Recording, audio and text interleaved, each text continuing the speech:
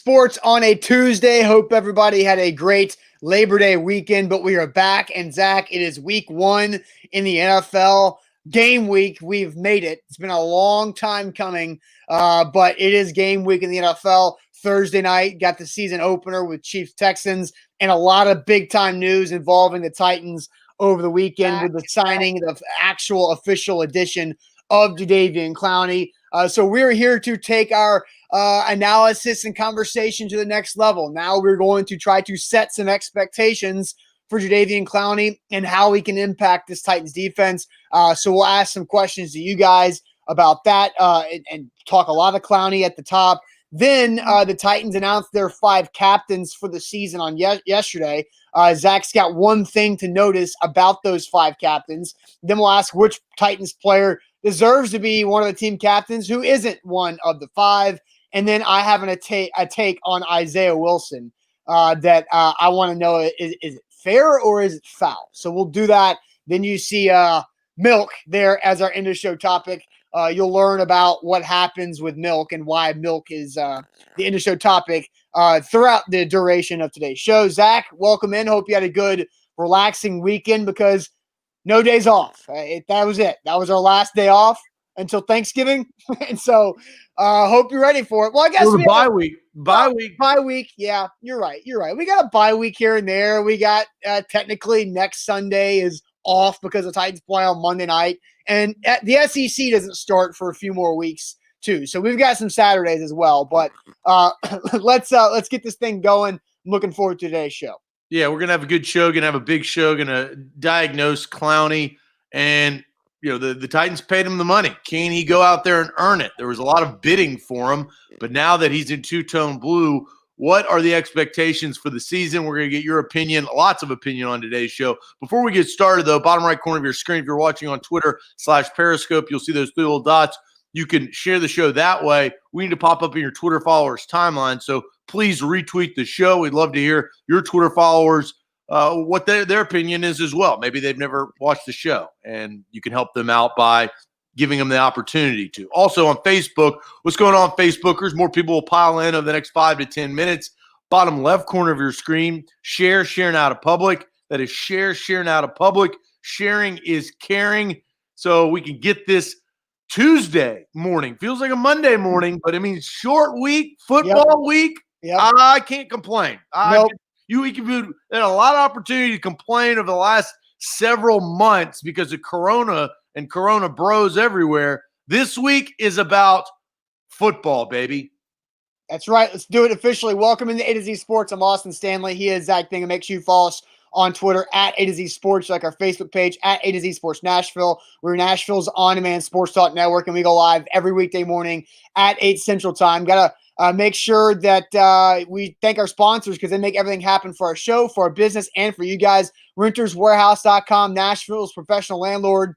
Head to renterswarehouse.com to find out how much your home can rent for. Mandu, the pulse of fitness, where one 15-minute workout equals 5 hours in the weight room. Your first workout is free at mandu.com. The Tucker Agency, Nashville's independent insurance agency, giving you relief at tuckertn.com. Calvin and Subtle. If you need new hardwood floors and finishings in the mid-state, calvinandsettle.com is where you should go for that. And the Bone and Joint Institute, boneandjointtn.org, the region's destination for comprehensive orthopedic and sports medicine care, boneandjointtn.org. So, Zach, Saturday night, I'm guessing you guys watched it because it had like ridiculously huge numbers. But Saturday night, myself, Zach, and Buck all reacted live to the reports that Jadeveon Clowney was set to sign with the Tennessee Titans, and it was a great show.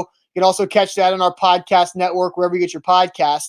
But now it's official. Like we actually saw the picture of him signing. He's left-handed, like me, signing that contract. So Titans fans can now feel the relax and knowing that Jadeveon Clowney, he's on the depth chart. He's got the jersey number of 99. It's game week. Will it be on the practice field today? Later today, we'll find out. But it was a huge weekend for the franchise as a whole. Yeah, it was. I do want to dive into this because we haven't had a chance to discuss it because we didn't know the details. But, Austin, I want to know your personal opinion. Does this look, the Titans got him, so I don't know if it would devalue it, but now that we know the information on the Saints trying to trade away a second-round pick and the Browns essentially just trying to purchase a second-round pick for a sign-in trade, because that was unable to happen because the NFL nixed that because that's not how they want business to be done. You cannot trade cash, which is essentially what that was going to be. Right. Well, essentially, but not right. They tried to find a loophole. It's like not paying taxes, right? You don't pay taxes because you found loopholes within the governmental system. What does that? I don't know. Does this make it less that he couldn't get a deal done? So did he settle for the Titans? Now that you know that further information, what do you think about that? It's interesting. I thought the Jags-Ravens aspect, because they were trying to do the same thing where the Jags were trying to sign him and then trade him to Baltimore, which also you cannot do in NFL rules. So it makes me feel like that. It makes me think that Clowney is a very coveted player. If two Super Bowl contending teams, the Ravens and the Saints, are trying that hard to get Jadeveon Clowney, then it makes me feel like the Titans got a really damn good football player for a contract that's around 12 with incentives, has the ability to get up to $15 million for one season. So I don't know. I don't think Clowney settled with the Titans. I just think he was trying to figure out what the best situation was, and with the inability of the Saints and the Ravens to pull off the sign-in trades, then the best deal was the Titans. I think if he would have been able to figure out what that deal would be with Baltimore and New Orleans, then you can compare those three offers on the table, and you might say, well, I think New Orleans and Baltimore have a better chance to win the Super Bowl than the Titans. And so I don't think that he's settled on the Titans. I think he's got way too many connections with the Tennessee Titans organization, with Vrabel, Shane Bowen, Anthony Midget, Pat O'Hara, Jonathan Joseph, and the entire defensive system that to think that he's settled on the Titans. I also think it's maybe a learning lesson, because in this day and age, I don't carry cash, but for the Titans, it's pretty smart carrying cash. You don't have to go to the bank and get a loan and try to figure all this deal out, right? That's what takes up time, and essentially that's why the other teams, as we talked about, didn't get the deal. The Titans had cash on hand, and Austin, the funny part about this whole thing is, you know why they had cash on hand? Oh, they trade away two reasons, really. They trade away Jarrell Casey, and then I also think it's harder for this deal to happen if Derrick Henry is playing on the franchise tag. Because now Derrick Henry got a contract extension, which saved the Titans over $4 million this year compared to that the franchise tag. I think that went into it as well. It was a perfect storm for the Titans to kind of settle up and say, look, this is what we can do. We don't have to ask anybody's permission or trades, or we can make a deal right now. And on top of what was mentioned of the connections, Clowney is now a Tennessee Titan. And I tweeted this out because I truly believe, regardless of everything that we need, I don't know how this thing went viral. I just tweeted it out. But it says something about the Titans brand starting to make and turn that corner. If they can beat out the Ravens, Seahawks, and Saints, all have Super Bowls within the last 20 years, let's say, and the Titans have just made the playoffs a handful of times. They've only won a handful of playoff games in general in the last 20 years. But Jadeveon Clowney, the perfect storm of him coming to Nashville, and this puts the Titans on the map heading into 2020. So big deal, small deal, no deal. Yeah. It's definitely a big deal. Sure. We haven't read a ton of comments yet this morning, but I've been reading them on the side, guys. But Tim says, and then we'll move on. Tim says, this may be J-Rob's best offseason of moves and working through the cap.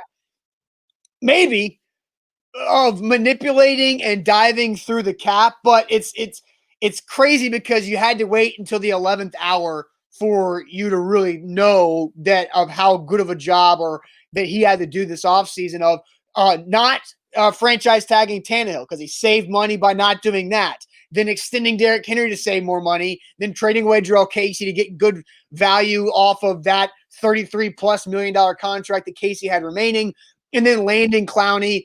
Now the Vic Beasley $9.5 million contract. Vic Beasley's not going to be relied upon nearly as often to produce. And the Titans defense looks like at least the defensive front looks like one of the best defensive fronts in all of football. Yeah, and the game has changed. The game has changed for the Tennessee Titans, but the game has changed for Jadeveon Clowney. We've been following this for 6 months. Not surprising, he missed out on training camp, pulled the Michael Strahan. Maybe that was smart. They got to get him on the field. Denver, Monday night, less than a week away. But we've got to ask this question to get everybody involved, and that is setting the expectations for Clowney. And Austin, you have probably talked more about not justifying the sack number for Jadeveon Clowney going into this year because he only had 3 last year. I want you to talk a little bit more about that, but then we will ask the almighty question because, like it or not, you are defined by sacks. Shaq Barrett for the Bucs, who led the league in sacks last year, got tagged because of a stellar year. If you have that type of year, teams looking at you different. Sure. You might not – I think it's wrong to judge a player based on their sacks, but they absolutely get paid based on their sack number in their career. So I'll walk through and talk through all of this about how Clowney is most effective. And I saw Buck had some things about that last night. And then we'll ask the question is, what's the sack number that Clowney has to get to consider this year and this contract a success? So we'll do all that. But first, let me tell you guys about Mandu, the pulse of fitness, where one 15-minute workout equals 5+ hours in the weight room because of full-body electronic muscle stimulation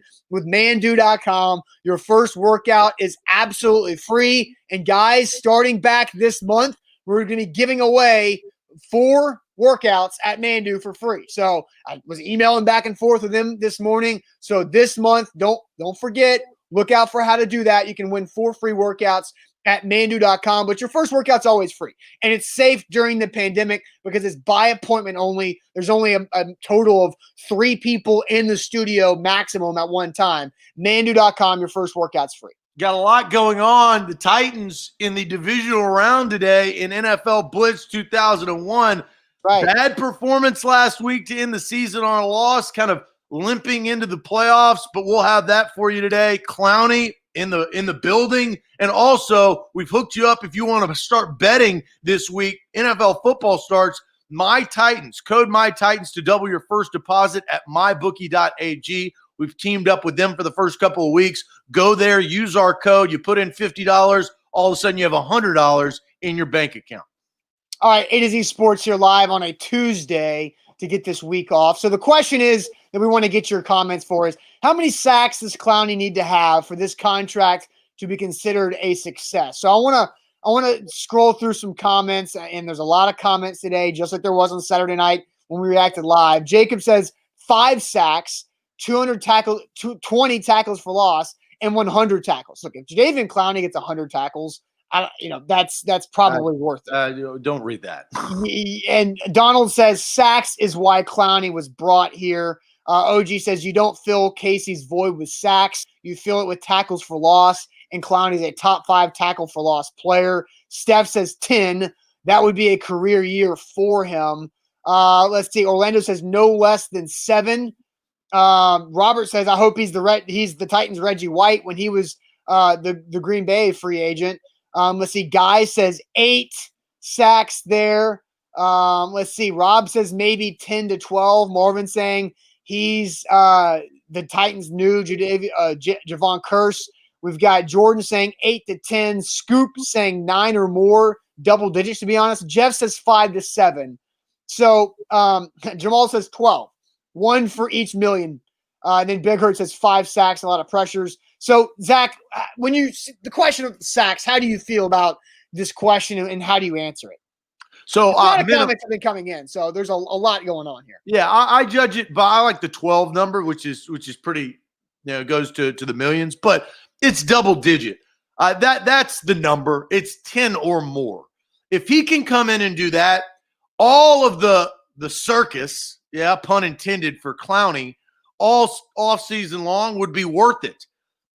10 or more sacks, you've gotten a guy and you've paid him. Now, he does a lot of other things on the ball, right? So, like, He's not solely justified by it. But what sacks do, they usually end drives, right? Yeah. Or sometimes they prevent points where they sack you out of field goal range. You got to punt. Clowney also brings this to the table. And this, I think, is I would say this is the biggest quality.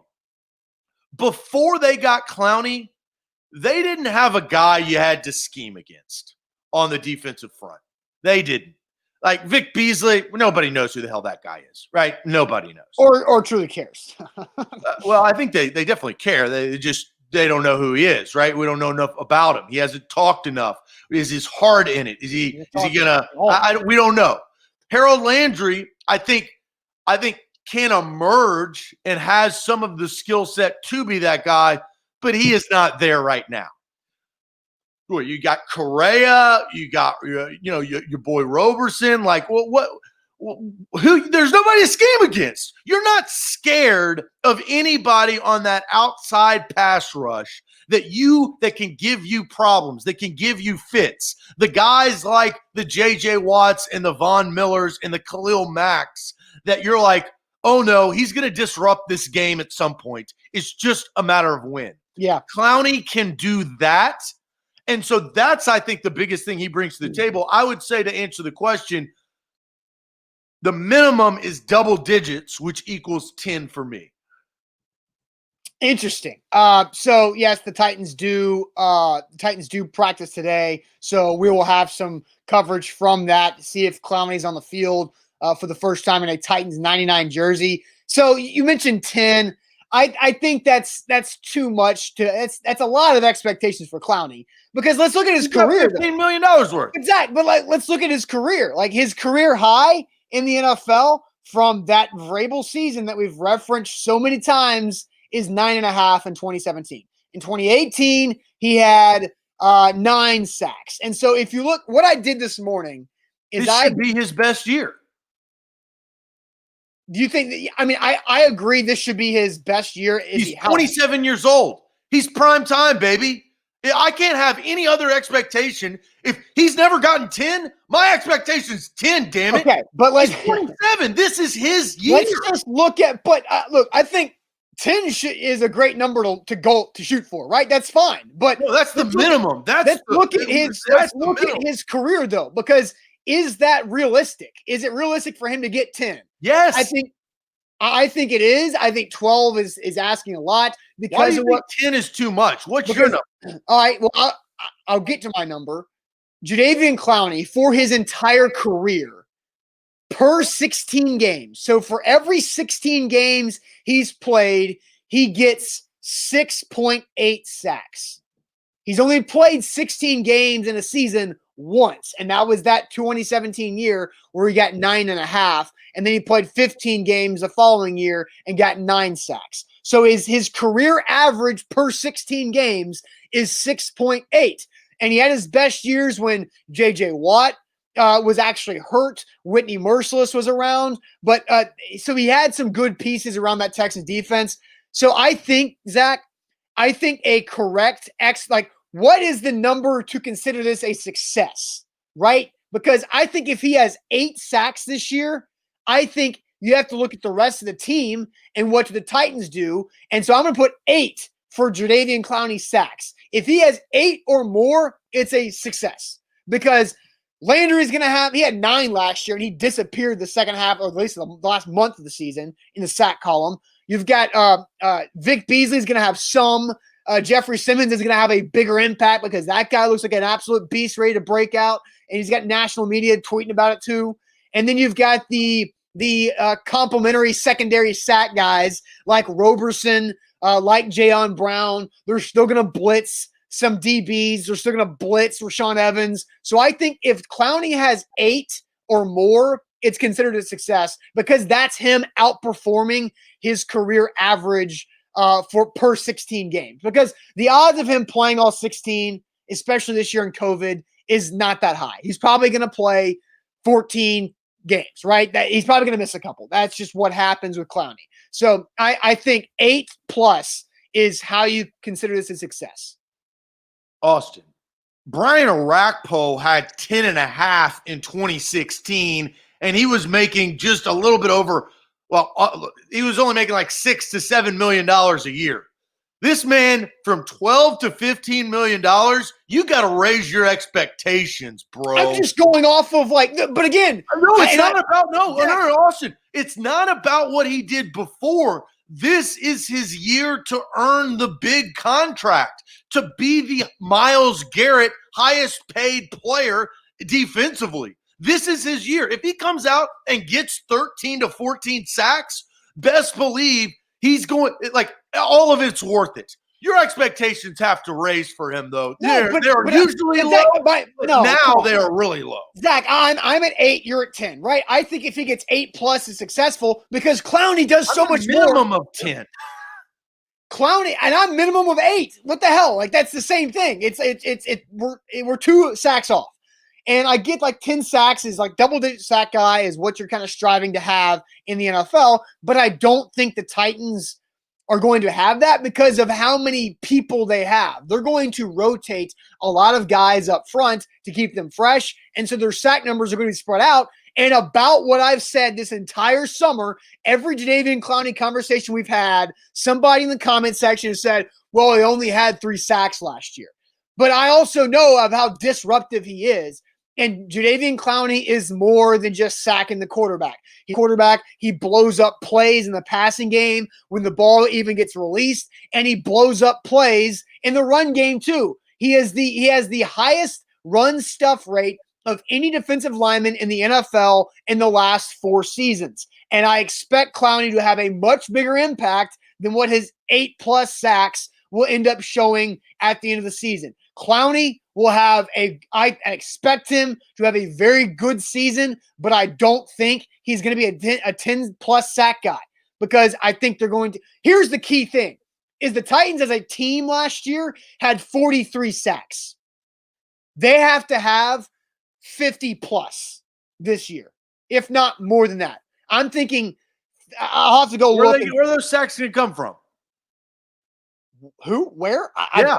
I've mentioned names. I named guys 3 minutes ago about in this conversation of guys who are also going to get sacks. That Clowney will help get more sacks because you mentioned it, right? Teams have to game plan for Jadeveon Clowney. That's going to hurt his ability to get 12 sacks. Sacks get you paid. Okay. I know that. I'm not disagreeing with you there. Right? Everybody knows that. So what does Clowney want to do? He don't want to play on 1-year deals the rest of his career. This is his prime time. Look, this is a contract situation. It's pretty obvious. He signed because he got drafted by the Texans. The Texans and him did not obviously meet eye to eye because that's why the Texans traded him to the Seahawks. And then he has the opportunity to get a 1-year deal instead of signing. Look, they would have signed him. Teams would have signed him to a long-term deal. He just wanted a 1-year deal. And all of his actions told us that he wanted a 1-year prove-it deal because if he gets 10 sacks or 13 sacks, his life is, it's already changed, but now it's really changed because he gets the big, big contract. That's what you have to do. That's what you're defined by in this, right? Quarterbacks are defined by wins and touchdown passes compared to their interceptions. That's what receivers are defined by receiving yards and touchdown receptions. This is just obvious. And Jadeveon Clowney as a pass rusher in 2020 is defined by his sack number. But I don't think the Titans see it very differently. And so the 31 other teams see it the same way. Clowney's not going to be paid the way Clowney wants to be paid really ever in his career because if he gets 15 sacks this year, Zach, the results will be in your line. You're asking him to triple his production to get that number. That's not realistic. 15 sacks. The guy averages 6.5 sacks per 16 games. You're asking him to nearly triple his production to get that. How realistic is that? And how often does something like that happen? You're saying 10. If you're asking him to get 10 sacks and he's having his best season of his career by a bunch. It happened last year. Shaq Barrett, who played in the league, know anything about him, played in the league 6 years, his highest sack total was 5.5. he went all the way up to 19.5 in 1 year. Okay, that's one guy. So you ask for an example, boom goes the dynamite. Well, and Josh Kurd says, I smell a bet between you two. Well, we do this every Titan season. We make bets. And maybe Jadeveon Clowney is the right person to have a bet for. Where, Zach, you want to go over under 9.5 and you take the over, I take the under on Clowney sacks? No, these are my expectations of what he should do. I'm not paying the man. I'm not paying him $12 or $15 million. You come with another bet, but I'm not shying away from the bet. I didn't say he will do this. I said he should do this. Read the question, bud. Okay, what are his Titans expectations? Okay, then you should have your expectations that you're walking it back like Captain. I didn't pay him. You're backpedaling like Dion, bro. No, yes, BS. you are. I'm not. What are you talking about? This is what he should do. Okay, so put your freaking. Will he do this? I don't know. He missed all the training camp. Like literally, you're proving that your should do is unrealistic by walking away from this bet. I did not pay him. Weak in the knees. I don't care. We make bets about production all the time, and you've never paid any of these. What are the Titans' expectations? To what? For who? In paying Jadeveon Clowney. For him to disrupt the quarterback. No, we're asking our expectations for him. The Titans' expectations, I don't know what the incentives are, and those haven't come out. But I mean, this is really classic backpedaling as well. Classic backpedaling. Yes. You backpedal on this show more than anybody in the history of talk shows. Okay, but guess what? You won't make a decision. Yeah, shut up, dude. Now you're deflecting, which you I'm not deflecting. I'm just saying that. So what is his over under on the odds? I said Vegas odds. I'll have to go look those up, and it's going to take a second for me to do that. But again, I think you proved that your expectations for Clowney are unrealistic by your unwillingness to take the bet. That's my point. No, that's not. No, that is not the point. The point of what was the Titans' expectations? No, they should be double-digit sacks. No. How many sacks does Clowney need to have for his contract to be a success? Who paid the contract? Zach, what are you talking about? Why does that matter in this conversation? It absolutely does. Oh my gosh. I feel like this is a team's expectation. I'm not a Titans fan. Zach, what are you talking about? This is a team's expectation for a contract they signed. No, that's the expectation that you set for what you think he has to do to be considered a success, not the Titans. Success for who? For the Titans. That's the point. So, Zach, literally, you set the 10 number. I set the 8 number. You're wrong. You are incorrect in this. How? Take 5 seconds and read the comments. I don't care about the comments. I'm answering the question for the Titans organization. What their expectation should be. But Zach, literally, when I said 8 and you said 10, you said, look, guess what? Austin's are lower than mine. That's your words there. Right? So your expectations is 10 plus sacks for They just signed him for $15 million possibly. He needs to have high sack numbers. Check the Vegas odds. I don't have a time to do that. I'm going to have to dig for that. I'm going to have to do that. All right. I will go check the Clowney Vegas odds if they're available. Now you can tell people about Calvin and Subtle. Calvin and Subtle is where you need to get your hardwood floors. CalvinandSubtle.com. 615-448-6414. That's 615-448-6414. That is the number. You call them up. You can look and find your perfect hardwood floors for a great price. That's the best part. Brand new hardwood floors in your living room, your kitchen, your den, your bedroom. They can replace that old carpet. 615-448-6414 or online at calvinandsubtle.com. All right, A to Z Sports here live on a Tuesday. I have already made some Titans bets at mybookie.ag. I used code MyTitans, and I doubled my deposit. So, again, you can do the same thing. If you use code MyTitans, you double your first deposit at mybookie.ag. I've already made 2 Titans bets, long-term and short-term, and we'll talk about those maybe later on this week. I looked at my bookie. I Googled I did not find any odds for Jadeveon Clowney's sack numbers. If there's only the Titans Super Bowl odds went from plus 3,000 to plus 280, 2,800. So the Super Bowl odds got better for the Tennessee Titans in signing Clowney, but there are no odds for an over-under sack numbers for Jadeveon Clowney. That's rarely something you can bet anywhere, is sack numbers. It's usually passing touchdowns and yards and that. But there's not a number out there. I think 8+ for Clowney, I would consider this contract a success if he gets 8+. Zach, you said 10+. Yeah, for the Titans, if he gets 10, that's a success for the $12 to $15 million, whatever the in-between is, because we don't know the incentives. That's a success for the Titans. That's got to be the expectations for Clowney, too, because he knows if he gets 10 sacks, 10+ sacks, he's getting a fat contract from somebody. Yeah. All right, but you're not going to take that bet. You're not going to take my 9.5? You go 8.5, I'll take it. But you expect him to get double digits. Why do you get the margin? So 9. How about 9? 9 is trying to prevent the push. You can get 9.5 sacks, smart guy. Like, you can get half sacks. So 9 or above. Split it. No, I'm not letting you do 8.5. That you said 9 or above means the over-under is at 8.5. It's 9. The lowest I'm going to go is 9. Really, I'm giving this to you because you expect double digits, and I'm the one who's disagreeing with that. I'll take 9. It's negotiation. Hey, this is negotiation. It should be 9.5. 9.5. 9 or no deal. How about so we can't push? How about 9.3? No, 9 or no deal.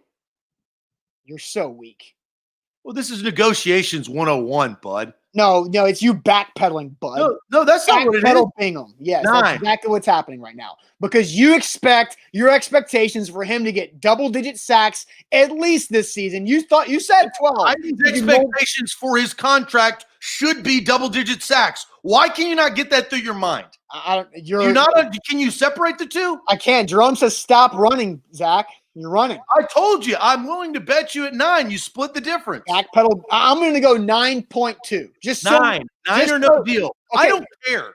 We can find other bets. All right, well, we have to make the bet. So look, you think about this. I don't care. Scared. Kelkin says Zach clearly doesn't trust his earlier take. And then Yannick says Zach Dion Bingham.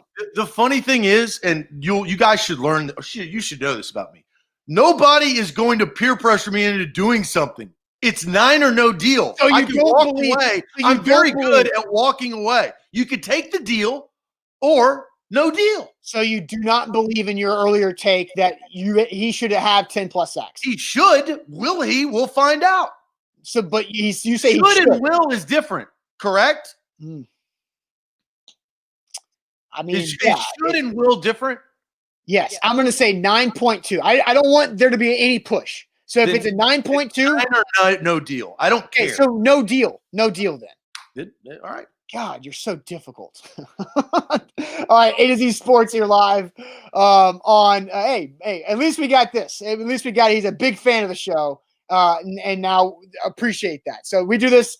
We'll have bets for the Titans season later on this week, I'm sure.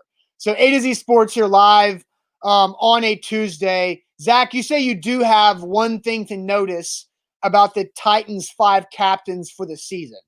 So we'll get to that here in a second, and I'll let you have your take. But first, let me tell you guys about Renters Warehouse. RentersWarehouse.com. They're the professional landlords in the Nashville area. RentersWarehouse.com is where to go to find out how much your home can rent for. There are so many different ways that you can use Renters Warehouse to your benefit through this pandemic. Don't panic sell your home. RentersWarehouse.com is where to go. A to Z Sports. All right, I've got this take that I was kind of eye-opening when they revealed their captains, and this is always a thing that goes on when they do reveal their captains. Who are they? Now, you could guess the majority of them, right? I could guess Tannehill. I could guess Derrick Henry with what he's able to accomplish last year and just the trend of him becoming a leader of the last couple of seasons. That wasn't a surprise. The MV punter of the team, Brett Kern, makes complete and utter sense, correct? Kevin Big Play Byard, big contract, earned every one of it, leader, vocal, back half of the defense. My big surprise or takeaway, which I think I could turn this into a positive because I think because the other guy that I'm going to bring up, because he didn't get the captain patch, doesn't mean that he's not a leader in any right. I just thought that this was going to be his year to possibly get it. But the fact that Daquan Jones is the captain and not Rashaan Evans, I thought was very, very eye-opening when they revealed yesterday who got the captain patches. Because what I've seen is Rashaan Evans take a leadership role, but look, it's in the eyes of their teammates. And there's going to be a rotating captain through that. But Daquan Jones, look, glass half full, glass half empty. The glass half full is and Daquan Jones, ever since they signed him, I've been real high on Daquan Jones. I've heard, Austin, you've talked and thrown some shade at Daquan a lot. Couple of years ago. After the last couple of years. After 2018, I was very hard on Daquan Jones, but Daquan had a really good season last year. Yes. Yeah, and the year before, because that's when he got paid. In 2018, he had earned his keep. You just weren't going to give him the credit. That's incorrect. Like the Henry Zach, your timeline, Zach, stop saying nonsense. Your timeline's incorrect. Daquan Jones got paid after the 2017 season. He got a 3-year deal. So 2018, stop. 2018 was the first year of that contract. He did not play very well. Last year, he played out of his mind. 2020 contract year where he needs to do it again. So I was hard on him the first year after he got paid when he did not play as well as he ended his rookie contract. So Daquan, so what's your overall take? Is that Rashaan Evans didn't get it? Yeah. And Daquan Jones did? So I saw a comment from Stacy says, I'd trade Jones for Lawan. So the way the Titans do this is you get 6 total captains, right? They've named 2 offense, 2 defense, 1 special teams, and 1 rotating for the matchups. So that way they can have, if so-and-so is playing his former team, he could be a captain, right? So I think Lawan wasn't going to get it because Tannehill and Henry deserve the captaincy more because Lawan, in his own words, just talked about how he needs to take the next step in leadership. And you're right, Zach. You can't, just because you're not a captain doesn't mean you're not a leader. So, look, I think Daquan Jones was a surprise captaincy to me. I did not expect him to get that, but that tells me that locker room really likes and believes in what Daquan Jones is as a player and a leader. And I never thought to think of Daquan Jones as a leader type. Yeah, and he's proven, right, especially in a year. The hard part is we haven't been around these guys, right? This is the strange coronavirus year and I thought about this, probably never going to see Jadeveon Clowney face-to-face possibly. Right. We're never going to meet him. Probably Vic Beasley's probably the same way. But so we didn't get a chance to see that on the field in practice day in and day out. How many practices did you go to this training camp? 4. I went to 2, and we're used to going to 12 to 15, right? We're used to being there every single solitary day, all of them. Yeah. And so I thought that we didn't get a chance to see maybe the strides that Daquan Jones took, but and there's also no locker room. We haven't been in the locker room, which is where where we actually see them kind of mingling around. Yeah, and we talk to them and get to know them, whatever. So, but I think for the Lawan conversation, leadership is earned, not given. It's just like respect. And I don't think because he doesn't have a captain's patch doesn't mean that he hasn't taken the next step of being a leader. I think Lawan had to take a long, hard look in the mirror after Mike Mularkey ripped it off of his jersey and gave it to Dexter McCluster. That was a tough pill to swallow because he had earned it on the field at least, right? He's a Pro Bowler. And then, the PEDs come into play. I think that comes into question. Some people question that stuff, but he came back and he ended the year strong. Just because you say you're going to be a leader 5-6 weeks prior to training camp or whatever doesn't mean that you can go and earn the respect of a group of men right out of the gate, or at least in just a few weeks. So leadership, I think, is earned over a long period of time. So my expectations were not that Lewan was just going to come in there and steal the. Well, it's because there's two obvious ones in the quarterback and Ryan Tannehill, who is Derrick Henry. And I think with the Titans, when they did not practice on that Thursday, and it was Kevin Byard and Ryan Tannehill sending the message on behalf of the rest of the team, that immediately told you that those two guys are the true leaders. Like if you're picking like one offense, one defense, then those two guys are the true leaders of leaders, right? And then you've got one other offensive, and we saw how Derrick Henry's leadership grew throughout last season. He's kind of odd man out. Like Lewan, he there's not a spot for him on the offensive side of the ball of the way the captains are structured. There's just not a spot for him. Derrick Henry and Ryan Tannehill are going to get the leadership over everybody else. They're the quarterback and the leading rusher in the NFL. Right. Totally. Yeah. Mariota was a captain. Look, I don't know how that was. He wasn't the best leader on, like, they followed him, but you get that in general because you're a quarterback. But if you do what Ryan Tannehill did last year on the field and prove that and change the game, that moves mountains. Mariota got the captain's pants right after his rookie year? Yeah.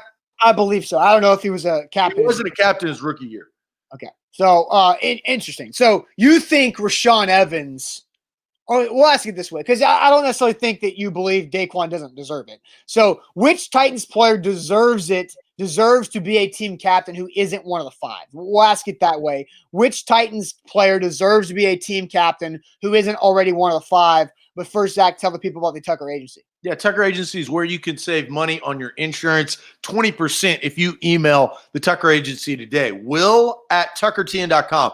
Will Tucker and his team can look at your policy, restructure it, save you money. That's a couple $100 extra back into your pocketbook, and it's just for emailing him. Say, hey, heard about you on A to Z Sports. How do I save money on my insurance? Car insurance, health or homeowners insurance, renter's insurance, life insurance. They've got you covered with the best policies. That's will@tuckertn.com. All right, A to Z Sports here live on a Tuesday morning. It feels like a Monday, but it is a Tuesday. We're asking you guys the question is, which Titans player deserves to be a team captain who isn't already one of the five team captains? And real quick, just so you remember the five, it is offense is Ryan Tannehill and Derrick Henry. Defense is Kevin Byard and Daquan Jones.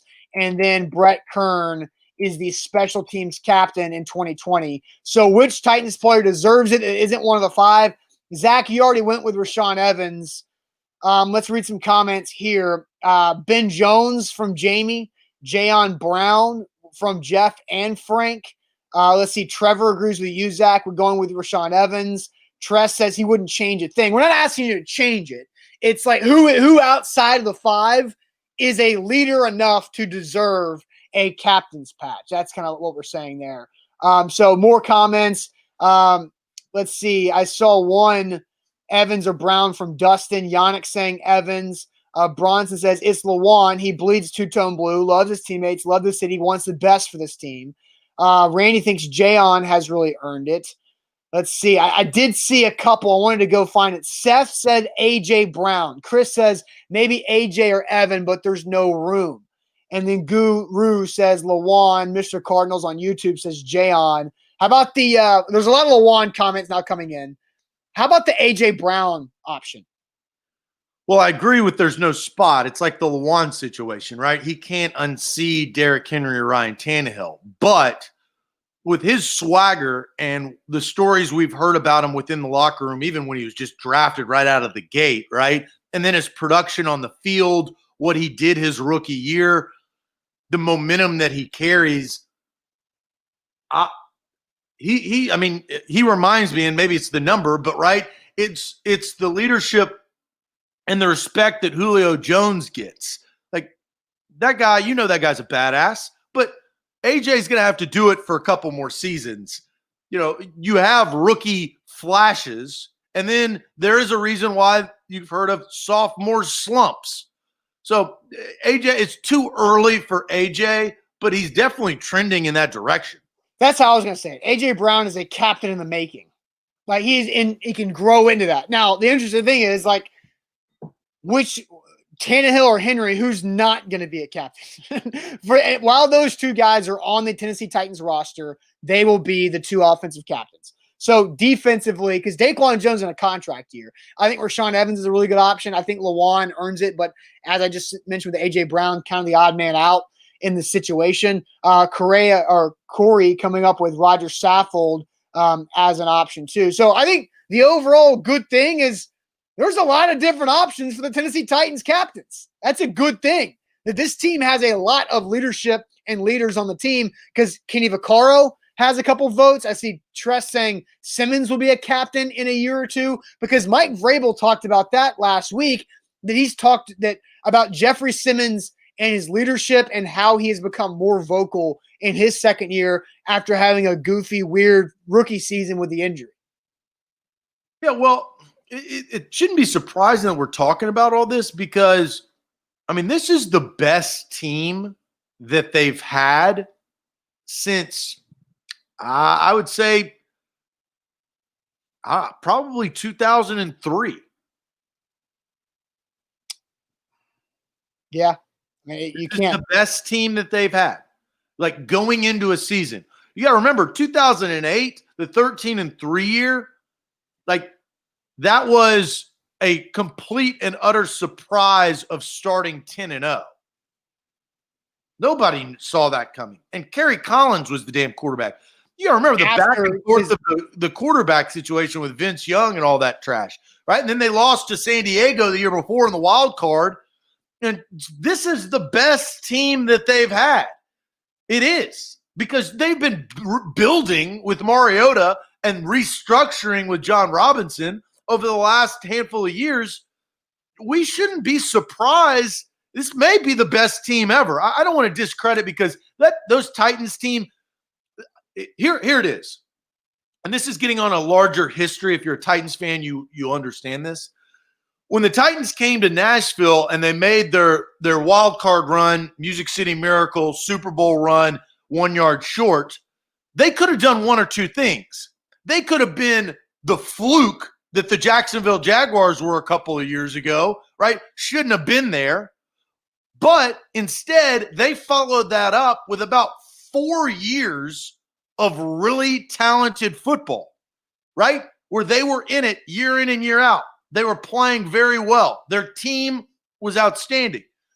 This next 2 to 3 years is going to be big to decide if there were just a flash in the pan or they can start an era of playoff pushes. This is the best team.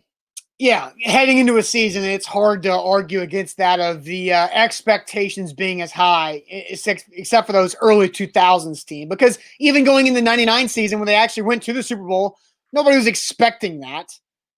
And so the expectations are very high. I tweeted this out and posted on social yesterday about Peter King in his NFL season predictions, expecting and predicting the Titans to make it back to the AFC Championship game, and this time they would lose to the Ravens in a close game, is what Peter King said.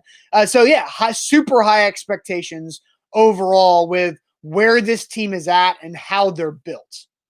And they think, or at least they paid, that they have their franchise quarterback. The one wrinkle, and I'll be honest, and I've said this numerous times, the one doubt that I would have about the Titans is I'm pretty sure, well, Patrick Mahomes is going to do what he can do. We know he's proven that. Deshaun Watson has proven over the last couple of years he has the ability to make unbelievable plays. He's a franchise quarterback.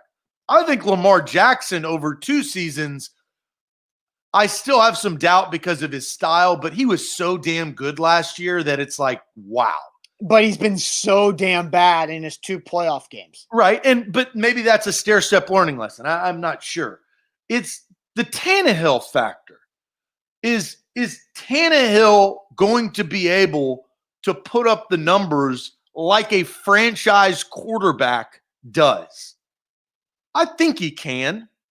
Well, I think he's shown that he has the ability, but there's some bit of doubt because of maybe his past, his unorthodox way of getting to the place he is today, right? You don't have second career quarterbacks thrive. Alex Smith is probably the best known of those that reinvigorated his career after 5 years. Yeah, Titans 2-1-2, literally, as you were saying that, said, I'll look at Alex Smith, not good in San Francisco, but played awesome in Kansas City. That's the really only example that Alex Smith had a 4-year period after his San Francisco stint that was in the playoffs every single solitary year. I've got another one that we're completely forgetting about. Drew Brees. Peyton Manning was the – I was going to say Drew Brees.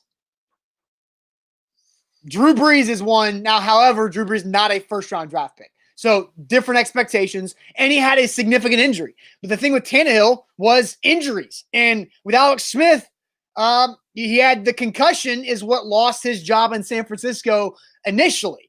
And so I think it's really – I think Drew Brees is fair. I get the connection. Drew Brees is the actual example that you hope – I mean, good Lord. If Brian Tannehill – because he has a Super Bowl. Right, but Drew Brees was a lot younger than Tannehill when that change from the Chargers to the Saints happened. So many people forget about Drew Brees being this San Diego Chargers starting quarterback. How many years was he there? What age? So, because Tannehill was 29 when he shifted teams, right? Because he's 30 now. He's 31 now. Okay, so he was 30.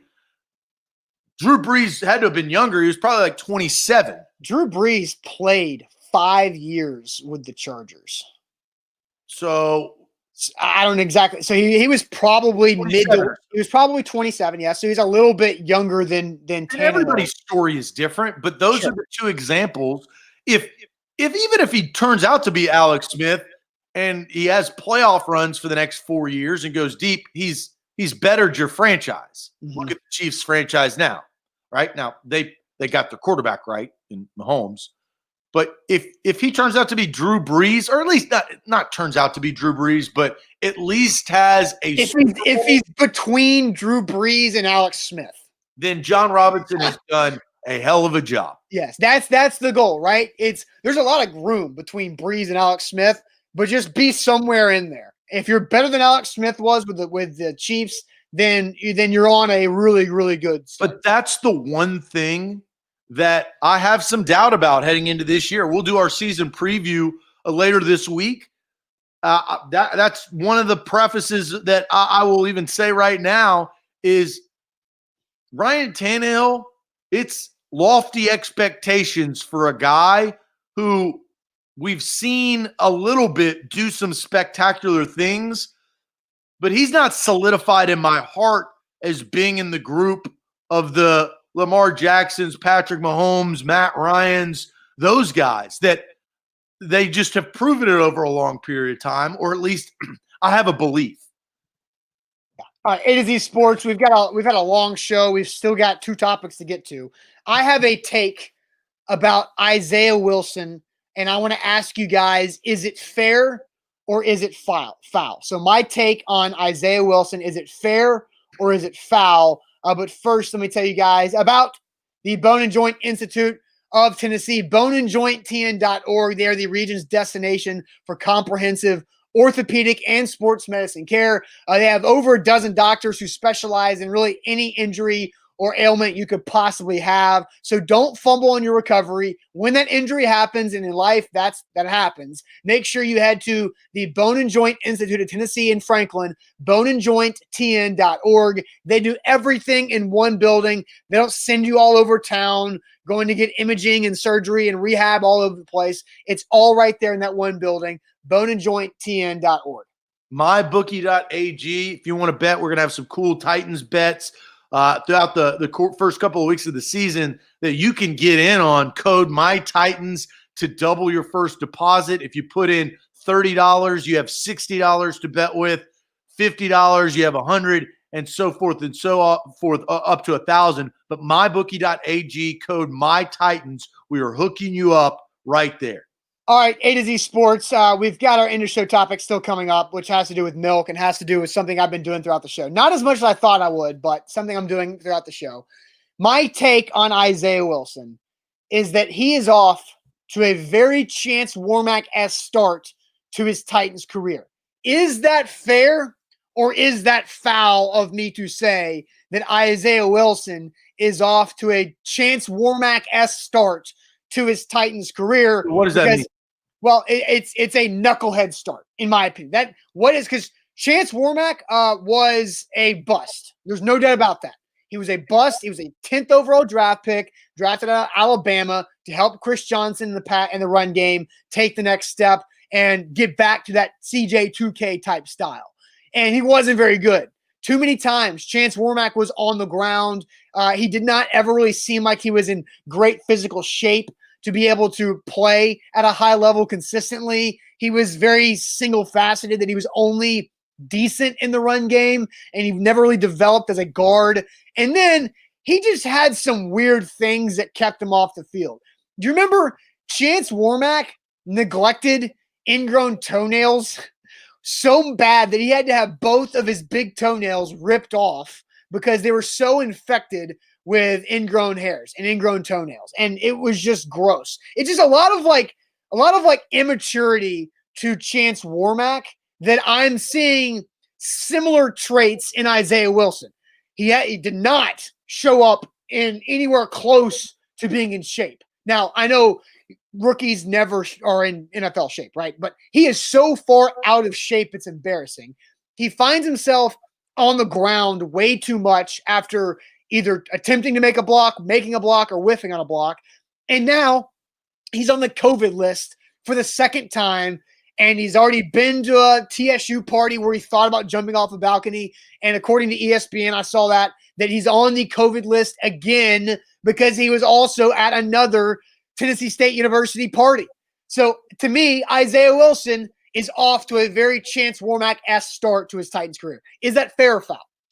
Well, so they're different. I'm not saying Isaiah Wilson is Warmack. Warmack was a bust and was not a good player. I think Isaiah Wilson has the potential to be a very good player, but he has a lot of growing to do. Yeah, I definitely think his immaturity is getting to him, right? I think that the actions that you just stated tell me that. Yeah. I think it's hard because they drafted him not to start out of the gate. If and I'm going to say if, right? If Dennis Kelly weren't around and they drafted him to say, hey, you're our right tackle, would his attitude be different? I don't know, right? More responsibility? Maybe you grow up quicker. My biggest problem with Isaiah Wilson, and this is what I would bet happened. I bet you they put a spy on him, like a PI. Like if I was the Titans, that's what I would do. You remember which is what the Cowboys had to do with Pac-Man. Yeah, well, it's LeGarrette Blount having a handler, right? I mean, the Bucs had a handler. If you have a handler and you're a grown-ass man, you've got issues. You have like interior demons. A grown-ass man should not need a handler unless he has like a disease. But like for Isaiah Wilson, I bet you the Titans put a PI on him and said, look, stop making stupid decisions, because Isaiah Wilson, as we just referenced, we just talked about this. This is the best opportunity for the Titans heading into a football year, right? Since 2003, right? Comparative. You know who can screw that up by just having COVID rub rampant in the locker room? Yeah. The knucklehead first-round draft pick, immature offensive lineman who's out of shape. I think that, and it's different responsibilities. It just is. Like, I think that you could safely attend a gathering and be okay. I think my eye-opening thing was when he tried to jump off the balcony. That is stupid. That's idiotic. That's dumb. That makes no sense. That's not thinking. There's so many things. Like Jack Conklin would have never done that. But it's who you draft, right? You vet these players, even in a COVID year. Look, John Robinson had to fall on the sword for Kevin Dodd because he thought he was a football guy. ends up wasn't a football guy. Isaiah Wilson, I don't know if he's a football guy. I know he's an idiot at times. Anytime you report Austin, let's say there are ifs and buts, but you went to a party and the police report said Austin Stanley tried to jump off a second-story balcony, we'd have a long, serious talk on air on why you're so stupid. I would have and put myself in a bad situation. You can put yourself in a bad situation and then get out of that bad situation by not trying to attempt to jump off a second-story balcony. Yeah. So I agree. It's fair if you are predicting that he could be a bust because his actions are telling us those. And so I'm not predicting that Isaiah Wilson, because I tweeted this after Isaiah Wilson. What are you predicting? I'm predicting that this guy feels like he's more Chance Warmack. That's bust. You're predicting he's a bust. I'm saying I'm not predicting he's a bust. Dude, what are you doing? I'm saying that he's off to a really bad start in his Titans career, and he still has time to figure it out. Look, week 1 still hasn't happened yet, but he's on the COVID list. It just shows that he has a lot of growing up to do. You're saying he's trending more to be a bust, though, than anything else. A Warmack, replace the word Warmack with bust. That's what you're calling him. You're just putting a label on what Warmack was. Yeah, but I'm saying he's off to a really bad start. Yes. A bust-esque start. But that's different than calling him a bust. I'm not out here on a ledge calling Isaiah Wilson. You are not calling, but you are saying that he is trending to be a bust. He's off to that type of start. Hell yeah, he is, because he can't stop partying. Well, what it is, like, again, I don't mind calling busts when they are. Who's the Tennessee right tackle, Drew Richmond, who couldn't block a glass of water? That guy was a bust the day he walked in. I called that, and you were like, no. I like how you're taking a stance. You are saying that Isaiah Wilson is trending to be a bust right now. And unless he changes the way he carries himself. Unless he changes. But you are saying Isaiah Wilson is trending to be a bust right now, correct or incorrect? That's the trend that he is currently on, yes. I don't think it's a terrible take. I don't. That's what it feels like, right? Because Chance Warmack was just not Isaiah Wilson is not acting like a professional. Isaiah Wilson is acting like a dumb college kid. And I said that weeks ago when we were at Bone and Joint talking about the first TSU party. And he got away with that one because he wasn't put on the COVID list after that time. Like, really, there's opportunities where he could have been on the COVID list 3 times. Yeah, too many. Well, and COVID, F COVID. It makes everything more complicated, but it's here and it's not going anywhere. So Jeff Rubel brings this up. Zach, you said it was a no deal for Isaiah Wilson when we were doing that show at the Bone and Joint about his going to a TSU party. Is it still a no deal? I said him trying to jump off the balcony was a massive deal. I said the overall thing of going to a TSU party, but what did they tell him after he went to the TSU party? What do you think the Titans told him? Don't do it again. And what did he do? He did it again. Right? So there's a difference, right? They didn't probably tell him that before because they didn't know he was going to the TSU party, but best believe when you stick your hand in the cookie jar and they tell you not to, and you do it again. Yeah, so don't tell Isaiah Wilson to pull the fire alarm. Right? So there is a difference. I understand where Jeff Rubel is coming from because I did say that, but mine was more part of the balcony. Titans 2-2 says for the first time, the second time is different. I agree. I agree too. I agree. I thought that your first, I think I said big deal that day. Yeah, I thought it was a big deal because the guy shows that he's immature and the guy showed that he's selfish by going to a college party right as you started your first NFL training camp where you showed up out of shape and overweight. He's 21 years old. I don't care. He's a professional athlete.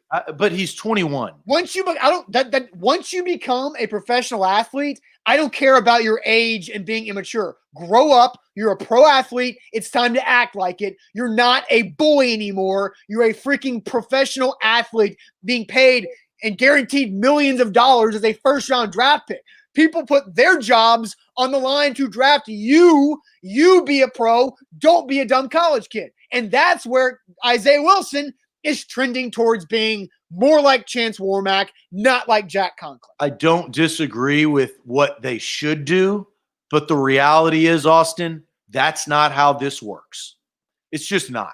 Tommy says, I'd say he's more off to a Sebastian Tretola start. Now, he hasn't shot himself in the leg yet, like Tretola did back home. Tretola, 6th-round draft pick. Isaiah Wilson, 29th overall. Very different there, too. Things like this have happened for years, and they will continue to happen. And so it's John Robinson's job to pick the guys more like Conklin that I don't know if he was trending on getting married when he was drafted, right? He kind of had his life. He was a little bit further along and smart guy, right? Wasn't gonna make any, and he was all pro his rookie year. Isaiah Wilson is acting like a 5-star athlete who's been given a lot. What was Jack Conklin? He was a walk-on at Michigan State. And there was a time there like Tajay Sharp was a UMass guy. Kevin Byard, it's small school, chip on shoulder, right?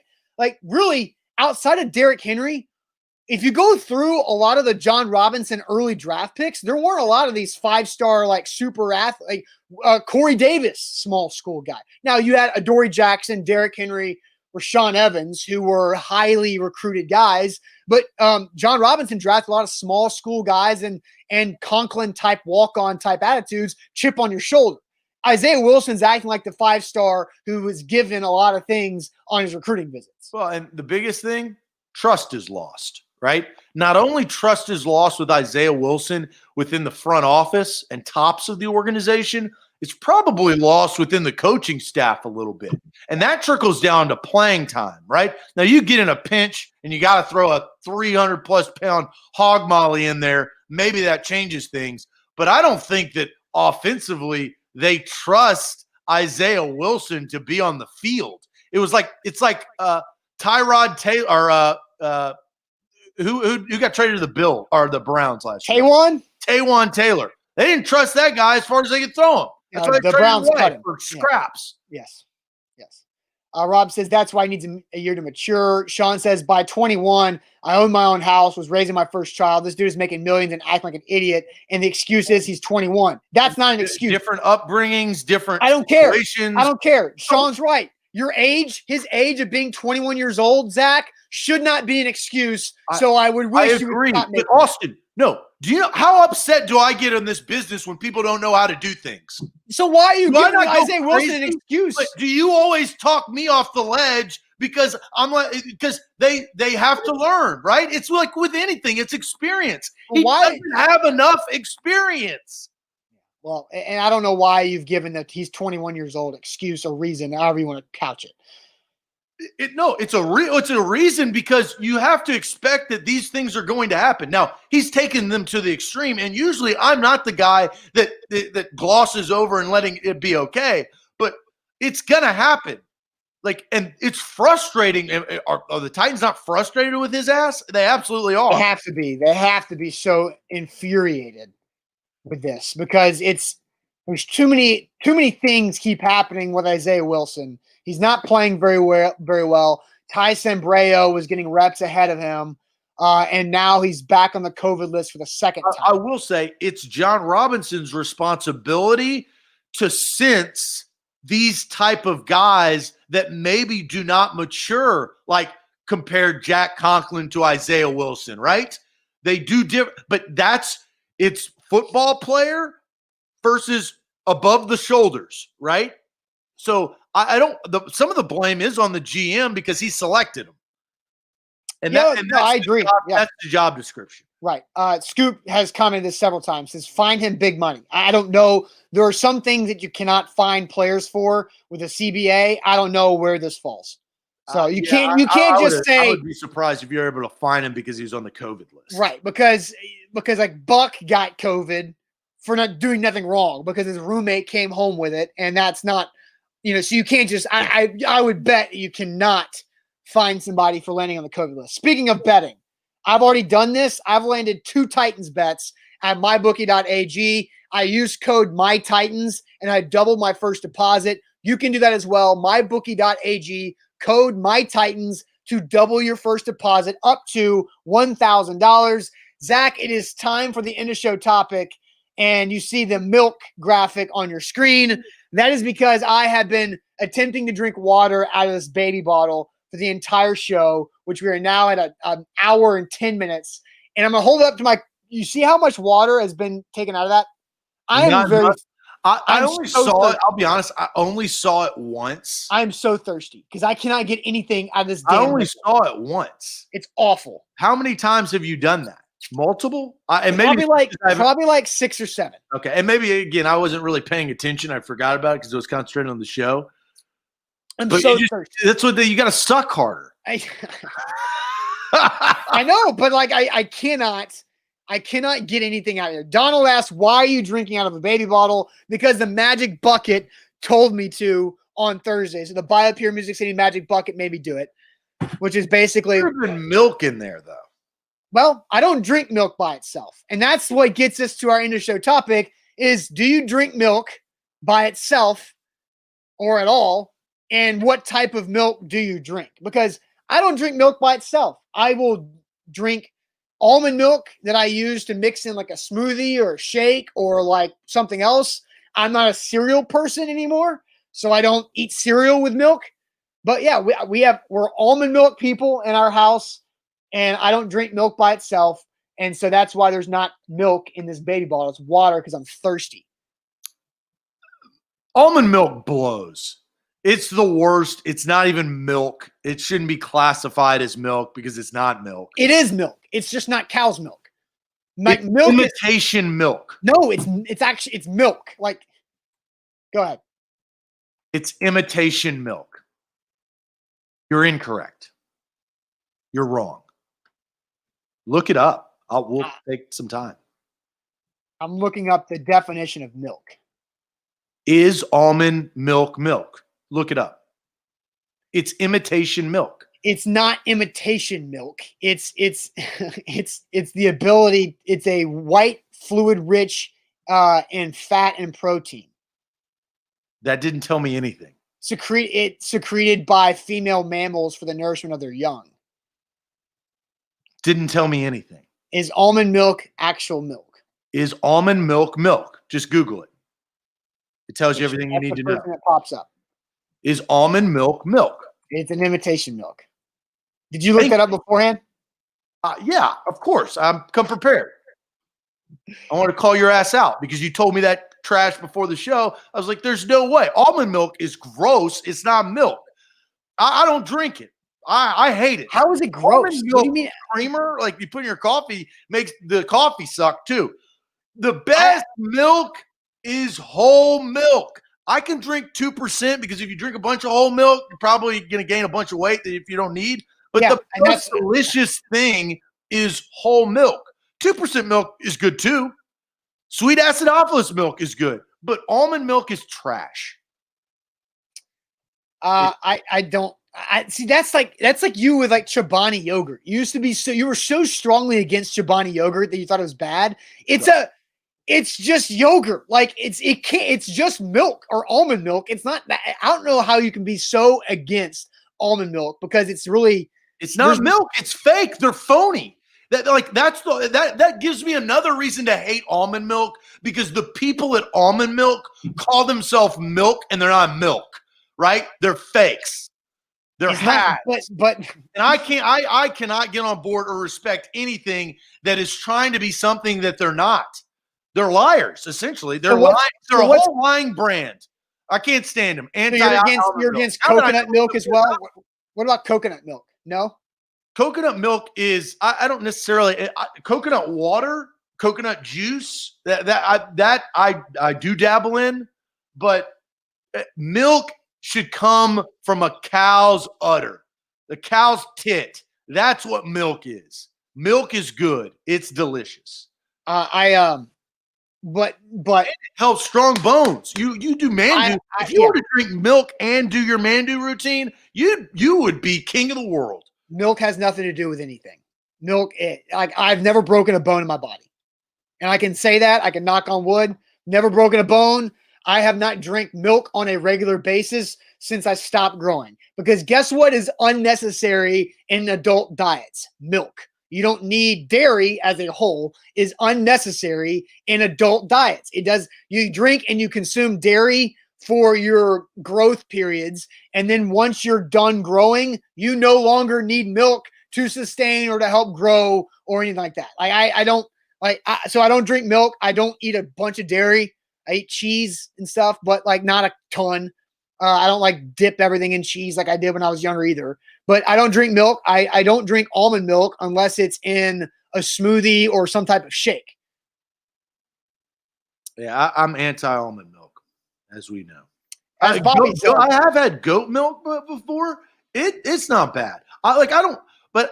But cow's milk is just so damn good. A big glass of whole milk. Whew. I mean, you can't beat it. Trevor says, sound like some vegan science. No, Bobby says humans are the only mammals that consume dairy after infancy. I do think Steven says Austin's right about not needing milk. It's tasty though. You don't need milk. Trevor, but he does. Almond milk does, whether it's right or wrong, does have the connotation of. And I don't do these things, but I hate like gluten-free, sugar-free, like non-GM, like all that other crap. I can't stand that. Like that does not sell me to want to eat it. It actually makes me not want to eat it. When somebody says it's gluten-free, I said, give me the gluten. I want the gluten. Well, because you don't have a gluten sensitivity. No, I know. It's so. I feel like it's so like. Do you know people who have gluten sensitivity? No, it's a trend. I mean, that's what it is. No, well, but people. Almond milk is a trend. They're all trends that have started to take over like a healthier lifestyle, which is fine and all well good. But almond milk is healthier than cow milk.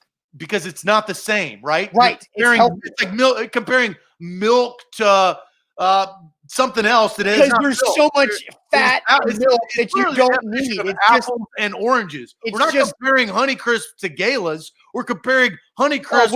By the way, I was going to say this for my shade, but I can't do it for another day.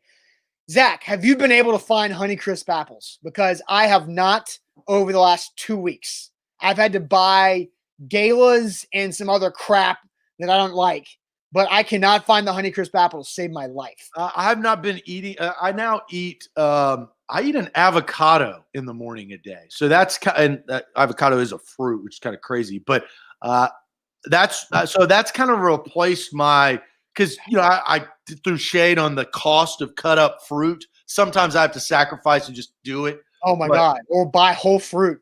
God forbid. Yeah, but that takes so much time.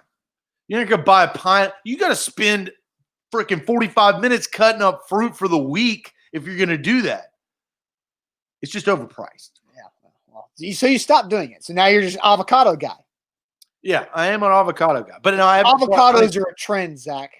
No, avocados been around for a while. Avocados are a trend. No. Yes. Guacamole is a trend. No, avocados is a trend. Like, what's your avocado toast? Like, man, I don't have avocado toast. Well, I'm not saying you have avocado toast. Avocados is not a trend. Almond milk is a trend. No, they're both trends. Almond milk. Here's some shade. The big fat phony called almond milk of not being milk. I cannot wait till I'm done with this thing. So I've literally drank less than 2 ounces of water all show. I normally drink 20 ounces of water every show, and I'm very thirsty because of this damn baby bottle. Awful. Well, that's what the magic bucket told you. It doesn't spill. Oh, it does spill. Never mind. See, I wasn't down your throat. I didn't drink it. I didn't think baby bottles worked like that. I thought you had to like suck it to have it come out where it just happened. I have some funny jokes that I can't tell right now. Of course. Of course. All right, guys. Ending the show. It's 9:30. We've been going for an hour and 20 minutes. So good Tuesday show. The best thing about today is that tomorrow's Wednesday. So we're already that much closer to NFL football. We're closer to Titans Broncos. We will talk about some ways to bet the Titans later this week. We've got our Titans official season prediction show coming up as well. So we're going to have a big time week. Buck has a 615 Sessions podcast out this morning that you should check out. It's a NFL analyst expert, an offensive and defensive line expert, talking about Jadeveon Clowney's impact. So go check that in the A to Z Sports Podcast Network, and primetime tonight as well. Titans practice is later today too. What time is that? I believe it is 12:20. And I saw Paul Kaharski say that Jadeveon Clowney is in the building this morning. So yeah, looks like Titans practice is 12:20 start. So that's when we can see Jadeveon Clowney potentially for the first time on the Titans practice field wearing that 99 jersey. Well, I'll be playing blitz probably at 11:45 playoffs. I don't know who I'm playing. We got to probably simulate that. But how you feel? You're coming off a loss. Not good. I'll be honest. I thought about it throughout the weekend, but I got to regroup and I got to play my game. Well, I'm defending the crown. Yes, you are. You cannot pull a Titans in the playoffs. If I lose in the divisional round, it's such like I've wasted a lot of time. Yeah, basically, it's all for nothing. I mean, I've enjoyed it. I truly do enjoy it, but I feel like I can't let the fans down like that. You cannot. You have a lot of people hoping. A lot of people. Look, I get I've had a lot of love on the internet, on these internet streets, supporting my blitz season. So thank you for that. I'm going to do the best job I can to win this divisional round and move on to the AFC Championship game like I did last year. Brandon says you have to use the bomb. John Michael says just make tackles. Jeez. And then Ethan Ramsey says that defense is suspect. It has been. Danny says you got to use knockdown defense more. Look. A lot of armchair coaches right now. But all right, Zach will see you guys blitz at 11:45 today. So be looking for that, the playoff version of blitz. And so we'll see you guys tomorrow morning on a Wednesday. Thanks for watching. Have a good one.